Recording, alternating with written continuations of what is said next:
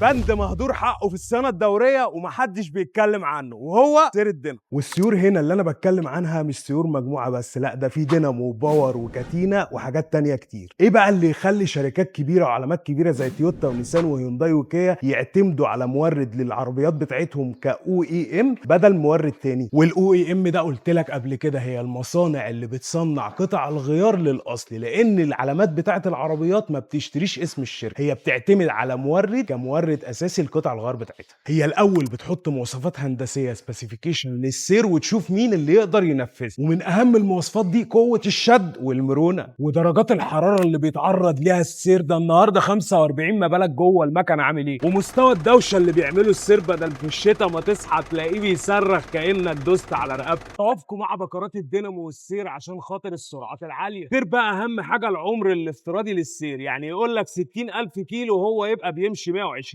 الشركات بقى المصنعه للسيور زي باندو وغيرها بيخشوا اختبارات اداء بتستمر تقريبا لالاف الساعات قبل ما يتوافق عليها من شركات السيارات اصلا. والاختبارات دي اللي بتخلي شركات عملاقه زي تويوتا ونيسان وسوبارو وكيا وهيونداي تعتمد على باندو كمورد اساسي لقطع غيار الاو ام بتاعتها، لان ببساطه بعد نجاحها في الاختبارات دي عندها تاريخ يتعدى ال 100 سنه في تصنيع السيور، غير قسم كامل للبحث والتطوير لمنتجات المطاط ومنتجات التصنيع بتاعتها اللي بتستخدمها. ده غير انها من اوائل الشركات اللي استخدمت تكنولوجيا الاي بي دي ام في تصنيع السيور، ودي بقى بتتميز بتحمل حراري اعلى مع مقاومه اكبر للتشقق مع هدوء بقى اثناء التشغيل. وعشان السيور بيستخدم في تصنيعها خيوط فهي بتستخدم خيوط عاليه المقاومه في الشد، بتخلي السير ما يتمددش اثناء التشغيل والحراره، وده خلاها من اقوى شركات تصنيع السيور في العالم ومورد اصلي بيعتمد عليه اكتر من 30 علامه عربيات كمورد او ام القطع الغيار بتاعته. وعشان شركه التوفيق متخصصه في الاستحواذ على العلامات اليابانيه لقطع غيار السيارات، كان طبيعي تختار باندو كمورد اساسي ليها ووكيل حصري ليها جوه مصر. النهارده وهنا عندهم اكتر من 300 رقم وموديل للسيور سواء دينامو او باور او كاتينا او مجموعه.